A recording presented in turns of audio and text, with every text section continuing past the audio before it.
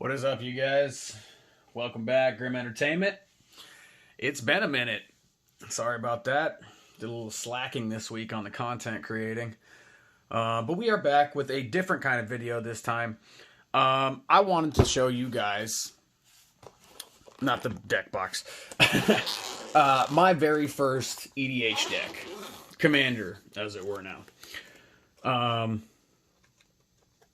It's a long time brew. Needs a lot of upgrades. I stopped playing it when we started doing more multiplayer games like Commander was intended. Mostly because it's hard to keep up as the infect player against 3 people. They see you one piece somebody, they want you going next turn. Yeah.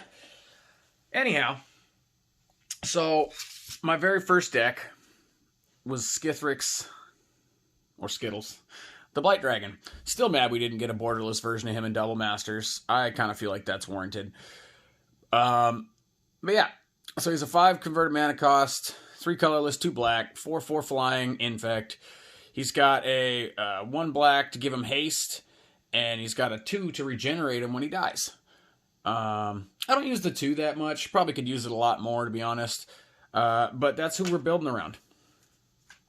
Skithiryx. Yeah.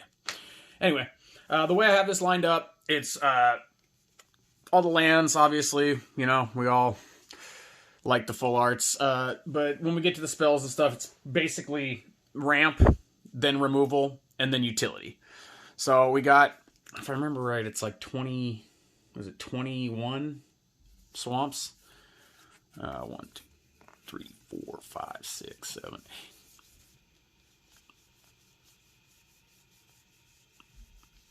Yeah, 21 swamps.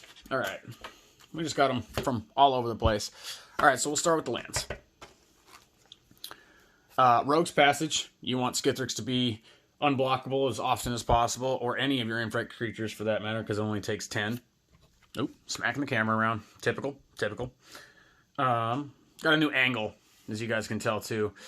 We need to fix this focus problem. There we go. Okay. Desert Temple. To untap another target land. You'll find out what we need that for in a minute. Nykthos. Maybe we'll untap Nykthos. This card's always been good. People are just finding out about it, apparently, because it's starting to shoot up in price. But if you're playing 1 color, you can add a ton of stuff depending on what your battlefield is for 2. Even if you're playing multicolor and you just need 3 red or something, you know, instead of 1, you can make that happen with Nykthos. It's a super value land. We got Cabal Coffers. This is the one you're looking to hit with that Deserted Temple. You know, as soon as you got 3 swamps on the battlefield, this is helping you. If you only got 2, it's not worth it. But as soon as you got 3, this is helping a lot. Vesuva, another one. I can copy my own Cabal Coffers and have 2 of them. Or if I can't get to mine and my, opponent has one, I can do that as well. It comes in tapped, which kind of sucks. But how often are people going to get rid of a land so that you can't have, access to it? Not that often. It's becoming more prevalent, but for the most part, this is going to be just fine. It's a great land. Let you copy any land, so I can actually copy another one come up here in a minute. Strip Mine. Speaking of land destruction, I like this one. This helps me slow people down because I got 1 color to deal with, and if I can get rid of a blue or something for counter spells, always looking to do that. All the Bandit Lords. Skithiryx has the ability to come in with haste, but once you start dealing with the convert or the commander tax, it starts to get out of hand a little bit. Also, you can pay 3 life to have any creature come into play with haste. So, it's awesome. I smashed my finger this week at work. You guys can see that, I'm sure. Inkmoth Nexus. Yeah, so if I have Vesuva, I can copy this too. And then I get the opportunity to have 2 1/1 flyers with infect that are still lands. That's always good. Bojuka Bog. Anybody playing Recursion hates this card. Mortuary Mire, letting me bring back a creature from the graveyard to the top of my library. That's always nice. Same with Volrath's Stronghold. Same effect, just 2 different opportunities to get it. Mortuary Mire comes in tapped, which kind of sucks, and it's only once that you get to bring the creature back. Volrath's Stronghold is going to let you do it for 2 every turn if you need to. We'll get into why that's important later. So we get into the instants and sorceries now. You got to run Dark Ritual. You got to run Culling the Weak. Despise. You know, 1 drop. Let me get something out of your hand that's good that you don't want me to get rid of. Fatal Push, same deal. You know, you can manipulate sacrificing your own stuff to get rid of a 4 drop for 1. That's good. Duress. Non-creature, non-land. So this might help me get rid of a counter spell you were saving, or make you take it and counter this so that you don't have to waste it.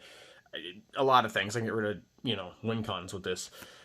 Inquisition of Kozilek, another 1 drop. You're going to notice a lot of these start out low. Because I got black, I'm trying to overwhelm and infect. That's basically what I'm looking to do, is just overwhelming removal and hit you as quick as possible. Non-land, converted mana cost for your left. They discard it. That's always good. Vampiric Tutor. You see that black thing up at the top there? This is a proxy.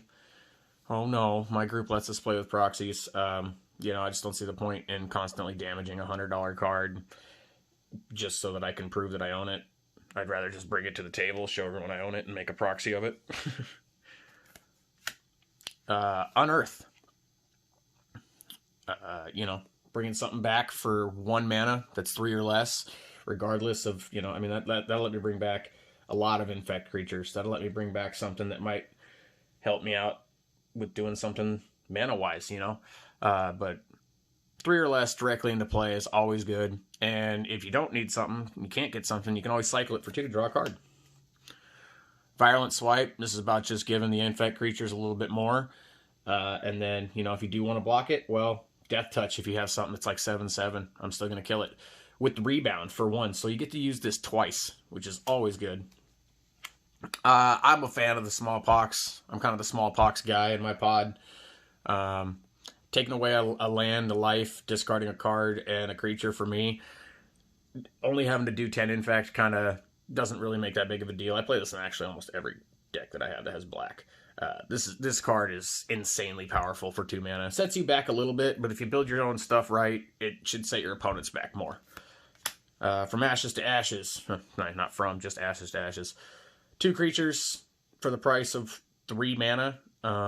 And you only got to take 5 damage. I do a lot of damage to myself with this deck, but that's because I'm trying to get to you and end it as quick as possible. So if I'm going to get pinged out by life, it'll probably be by myself. Most people just 2-card combo or remove me entirely in 1 turn. So I don't really need to worry about my life total. That's a great creature. It's actually exiling 2 cards, so that's awesome. We got Bonus Hunger. For 3, you can have each opponent sacrifice a creature. But if you got that City's Blessing, each of them sacrifices half rounded up. For 3 mana, auto include for me. Dismember. That Phyrexian mana. A lot of people are mad at Infect. I think Phyrexian mana is far worse than Infect. I can just take 4 life, and for 1, I can give any creature -5/-5 till the end of the turn. Yeah, that's good. Perish. I got a buddy, Matt. He runs an Omnath deck, and originally I included this just for him because I can ruin his whole board state with 1 sorcery. But then, you know, when you get into those 3-color commanders or any of the big creatures, a lot of them these days are coming out with green and something, and just the ability to make it not be able to regenerate is also good. We got Besieged the Queen. I feel like this is a mono-black staple if you're running black. Searching for something for 3 and less than the amount of lands you control, and you put it directly in your hand. I mean, I can go get Vampiric. If I can cast this, I can get Vampiric. If I could, or, you know, anything 3 or less, obviously, if you can cast it. So that's a great card. Sudden Spoiling. I've won a bunch of games off of this. Just absolutely surprising somebody and making all their stuff become 0/2s and losing all abilities. It shuts down a ton of you know, those combos and infinite stuff. So it's great include. Fortuitous Find. This is, you know, just bringing stuff back. There's not too many creatures in this deck, and there's also not too many different ways to go get things. So you'll notice that in throughout the deck, we're going to have just ways of getting things back on the battlefield and making it hard for you to deal with it. Like, I already killed it. Like, well, it's back. So 3 mana again. Victimize, sacrifice 1, bring back 2. good value there. Vraska's Contempt. I just like the idea of being able to exile stuff as opposed to destroying it. Gaining a little life after hurting myself, maybe. And a Planeswalker is a good thing to be able to get rid of, too. Like I said, this deck needs upgrades, but we're going to do this one first. That way we can come back to it and laugh and be like, wow, I can't believe I was actually running that. And, you know, and we can look at all the upgrades we've made when we finally get around to doing this one again after I upgrade it. Mastermind's Acquisition. It's, you know, the second ability, I don't really ever see myself using it. I could also just run Diabolic Tutor, but I like the card on this. I like this card better. So, Mastermind's Acquisition. Temporal Extortion. Almost every time someone's going to pay half their life because I'm running Infect. But, you know, if someone pays half their life, they kind of make themselves a target for someone else who might be able to just swing, and I haven't touched them yet. Or you don't want to pay half your life, you just let me have an extra turn, which, not wise. Wouldn't recommend that.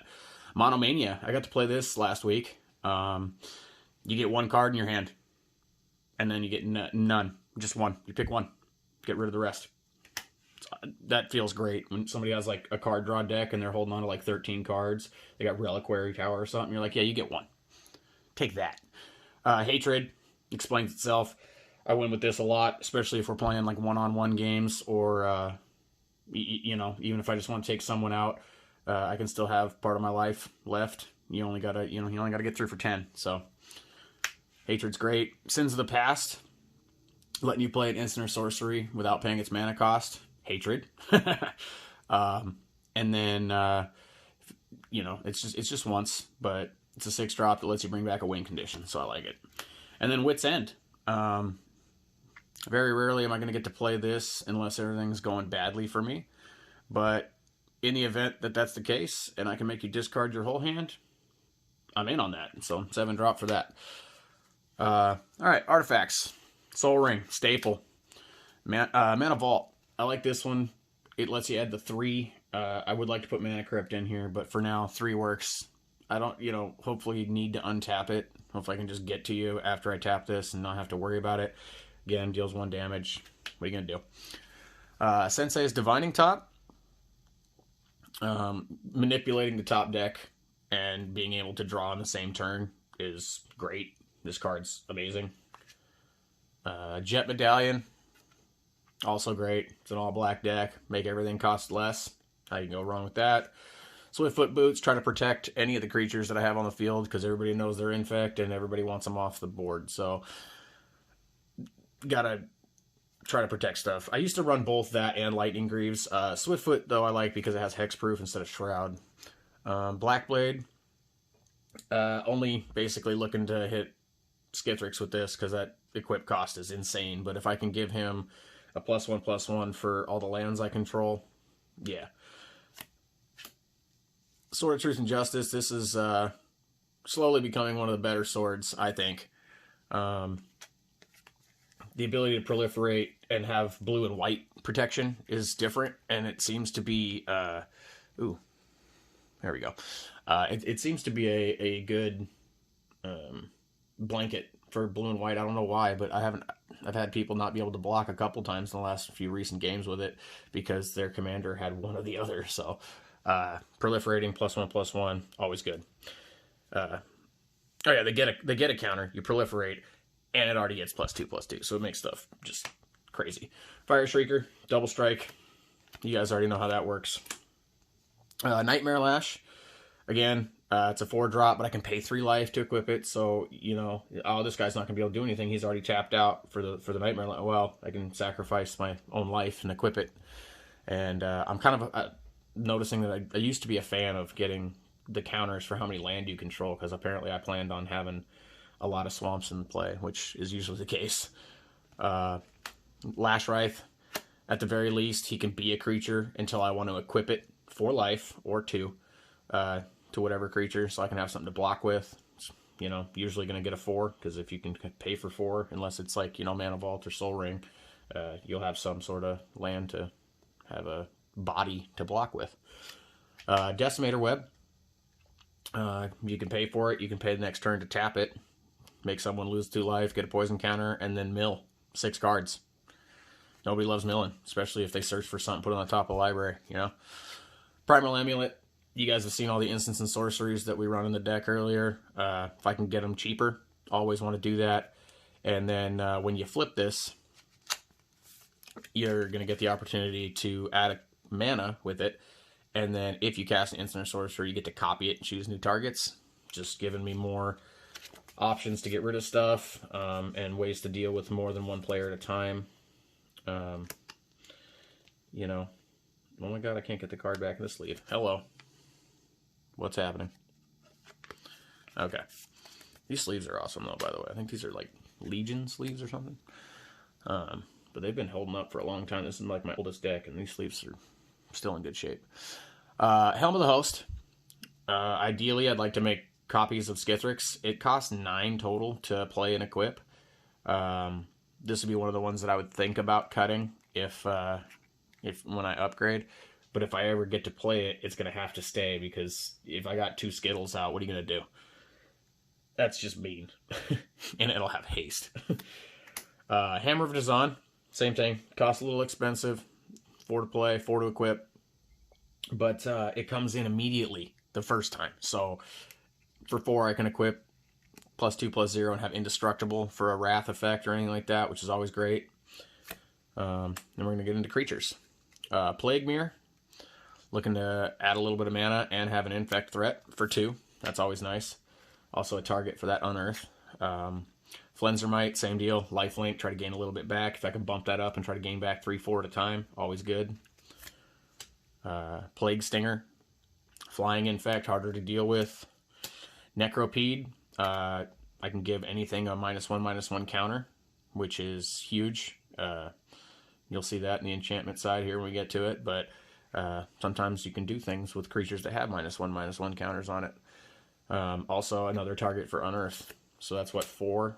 Ichor Claw, it's just a measly 1/1. Unless you want to block it, then I'm hitting you for 3. So a lot of people let this go by, giving me the opportunity to proliferate. Ichor Rats, can't do anything about it. If it doesn't get countered, we all get a poison counter. You know, so that's 6. Vampire Nighthawk, not infect, but 2/3 flying, death touch, lifelink, and you know I'm going to try to be giving it infect. Also another target for Unearth. Whispering Spectre, I got this off last game. Got a concede out of someone with it. You know, you give somebody infect counters, and at a certain point you realize you're probably not going to be able to deal with whatever they have in their hand. And you're like, you know what? Let's gamble on it. I'm going to discard, or I'm going to sacrifice this creature, and I'm going to make you get rid of your hand, because you got 6 infect counters, or poison counters, sorry guys. And having to discard 6 cards most of the time is your hand, unless you're some sort of crazy draw machine. Also, it's flying. So, another target for Unearth. Phyrexian Crusader. For a while, this was like the best card, I thought. But for some reason, the protection from red and white doesn't always matter that much. It's more about just having that first strike with infect so that I can, you know, take care of a body. But again, another target. So what do we got there? 1, 2, 3, 4, 5, 6, 7, 8, 9 targets for Unearth when we get that. So trying to bring stuff back straight to the battlefield. Hand of the Praetors. Love this one. Gives all my other creatures a boost with infect. And then whenever I cast a creature spell with infect, I can give any target a poison counter, which is great. Target player, that is. Corpse Cur. Let me put another creature card from my graveyard to my hand this time. Let me play it in case it has an ETB, like Hand of the Praetors. 2/2 infect for 4. Little light, but still a good card. Core Prowler. Maybe this is something that I want to block with and then sacrifice it so that I can proliferate. It does cost 4, but it's been useful in the past. Probably keep it in. Phyrexian Vat Mother. At the beginning of my upkeep, I'll get a poison counter. Not that big of a deal to me. Get a 4/5 infect for 4. There are better cards, but the 4/5 body with infect has been too useful to get rid of this card for me. And then the Obliterator. Whenever I deal damage with it, that source's permanent sacrifices that many permanents, or that source's controller sacrifices that many permanents. This is usually kill on sight, 5/5 trample, especially if I can give it infect. It's an all black deck, so getting 4 swamps out there to tap for 4 black isn't really that big of a deal. Sheoldred, everybody's favorite. Usually I don't even want to give her infect. She's just out there for swamp walk and recursion. You get rid of a creature, I get one back, and if my infect creatures aren't the ones doing it, or you got a utility creature that I can get something better of mine with, that's what I'm going for. But to be honest, with the 7 cost, I'm not really looking to play Sheoldred. If I have her and that's what's available, we'll take it, but she's not like a win con or a big staple in the deck. She's just there for utility. Blightsteel Colossus. I would say he's a win con, but man, it's hard to get 12. If I get those Cabal Coffers and stuff out there, it's hard for me to want to go Blightsteel, because even though he's Trample, Infect, Indestructible, and he goes back in your library, he's very killable. You can just have anything to kill an artifact and he's gone. I mean, obviously indestructible, but exile target artifact, or, you know. And he doesn't have haste, so it gives everybody around the table an entire turn to target him. However, if I have Hall the Bandit Lord, then, you know, it's a different story. But 12 mana, a little hard to deal with sometimes, but I have got to cast him a few times and swing, and it's an instant win, so, you know, he's fun to have in there. Okay, Enchantments. Unholy Strength, give an infect, +2/+1 for a single mana, solid. Gate to Phyrexia. You'd sacrifice a creature, destroy any artifact. Black has a hard time dealing with artifacts. So, you know, this is a good way to do that. And it doesn't have like a cumulative upkeep. You don't have to sacrifice a creature every turn or anything like that. So it's always a good option, especially if somebody has something crazy, like, you know, Rings of Brighthearth and Basalt Monolith. You're like, no, we'll just sack one of my creatures and end that infinite combo. Crumbling Ashes, I was talking about this earlier a little bit. At the beginning of my upkeep, destroy target creature with a -1/-1 counter on it. So that Necropede, when he dies, sometimes that's super useful. I can hit you. You might have a 7/7 or some crazy thing on the battlefield, but if it has a 1/1 counter on it, -1/-1 that is, I could be dealing with it next turn. Hopefully. Glistening Oil lets me target any creature. What's fun with this one, obviously I'm looking to target my stuff if I have it out there, but also sometimes it's fun to take one of those creatures that's your opponent's that doesn't have much in the way of defense, you know, like a 4/3 or a 3/2 for a general. And as they're swinging, you just kind of hit them with the Glistening Oil, and then all of a sudden you have your opponents helping you out with your infect, or with your poison counters against your other opponents. You can just slap this on a creature and be like, oh, well, you can't swing at me right now for whatever reason, so whoever you do swing at, they're going to give them more poison counters. And then when it does finally go away, it comes back to my hand. Who doesn't like that? Phyresis, or Phyreses, just give it a creature infect. Plain and simple. Contamination. You guys will see some stuff in the videos that I'll put a link to. I did a couple sample games with this just to see, you know, how it rolls out. And Contamination can be a hell of a card. If you have enough creatures on the battlefield to lock someone down and make all their mana black, and they don't have black, it kind of shuts them down. And then with all the ways that we have to bring stuff back from the graveyard, make sure we always have some little dinker to sacrifice, I can just lock you out of the game, keep swinging, and keep playing spells, and you can't do anything. It's a fun feeling. It's kind of, it's rude. People definitely don't like being locked out. The worst thing you can do is make it so Magic players can't play Magic. So it's a great card. I love the art on that, by the way. It's just mean. Stephen Danielle did a great job with that. Dothi Embrace. Another way, giving something Shadow. Can only block me if you have Shadow. Who's running Shadow these days, guys? Does anybody do it? I love this card. I've won so many times by making Skithiryx unblockable, or whoever unblockable with Shadow, because I can pay 2 and it just says target creatures, so that means I can pay 4, 6, give them all Shadow. It's good. It's a good card. 3-drop too. Shade's Form, giving me fire breathing for black, and also guaranteeing that whatever you kill or whatever I sacrifice is going to come back into play under my control if this is attached to it. That's awesome. So this will stay in the deck forever. What's that from? Torment, I think. We got Phyrexian Arena. I feel like a lot of people running black run Phyrexian Arena. Black needs card draw. At the cost of 1 life. I'll pay 1 life to draw a card every time. No Mercy, since when you're playing Infect, you're kind of the target at the table. You got to make people think about swinging on it. If they want to lose their creature, they'll still swing at you. But how many of your creatures are expendable, you know? So at a certain point, you got to be swinging for a lot, or you're just going to lose every creature you swing at me with. It just kind of changes the mindset of the table a little bit, makes their choices a little harder. Yeah. I just realized that this has some flavor text from Skithiryx. And I believe that's who we got in, what? Oh, what set was that, you guys? That was a Commander set? Skithiryx on Yawgmoth? That's crazy. It might be spelled different, though. Could be the wrong one. Eldest Reborn. This is just an enchantment. And then if I can proliferate with that Sword of Truth and Justice, I can give this more counters per turn, which is nice. Making everybody sacrifice, making everybody discard, and then I can put any creature from a graveyard. It's just good. For 5, it's a good spell.